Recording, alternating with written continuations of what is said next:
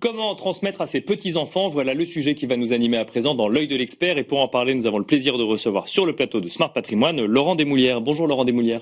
Bonjour. Merci d'être avec nous. Vous êtes directeur de l'ingénierie patrimoniale de Mescart Gestion Privée. Première question pour commencer. Quel intérêt de faire un saut générationnel dans la transmission?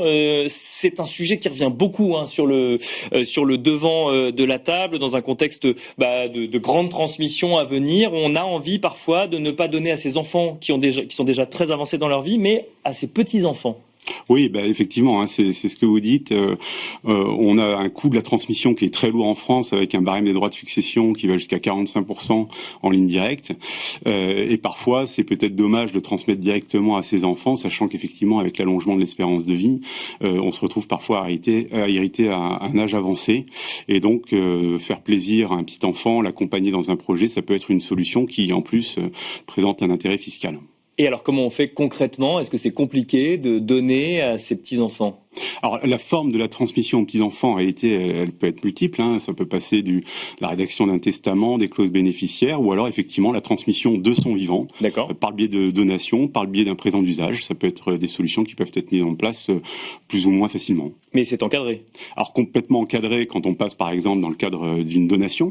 On parle notamment de donation-partage transgénérationnel qui va permettre, effectivement, de sécuriser complètement la transmission en faisant une transmission, en fait, égalitaire par branche, mais en donnant la possibilité à l'intérieur de chaque branche, et notamment aux enfants, de laisser passer à leurs propres enfants une partie de ce qu'on souhaite donner. D'accord, donc en fait on donne à ses enfants et ensuite c'est les enfants qui acceptent eux-mêmes de transmettre à leurs petits-enfants. Alors pas tout à fait, non. C'est vraiment, en fait on va demander l'autorisation en quelque sorte des enfants de laisser passer à leurs propres enfants, mais la donation partage transgénérationnel aura la forme d'une donation partage et en tout cas elle sera sécurisée de ce point de vue-là, c'est-à-dire qu'elle ne sera pas rapportable ensuite à la succession. Oui, parce que l'avantage de la donation partage, c'est que la somme donnée reste figée et on ne va pas la rappeler ensuite lors d'une succession en lien avec ce qu'elle aurait pu donner si jamais elle avait généré des intérêts, par exemple. Alors c'est effectivement ça, et puis c'est aussi le fait que, en fait, on respectera complètement la réserve des enfants par ce biais-là.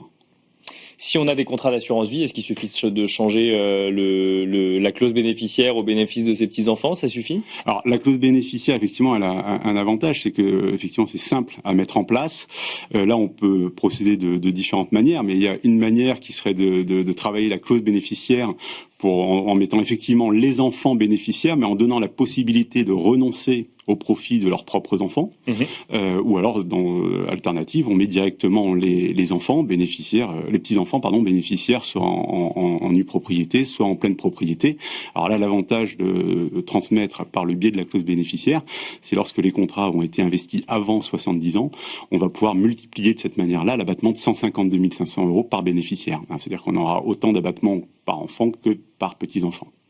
Dans un contexte politique et fiscal, ou en tout cas d'anticipation fiscale chahutée, avec cette anticipation de la grande transmission à venir, est-ce que vous voyez de plus en plus de clients se poser la question d'anticiper une transmission et d'aller directement aux petits-enfants pour faciliter un départ dans la vie ?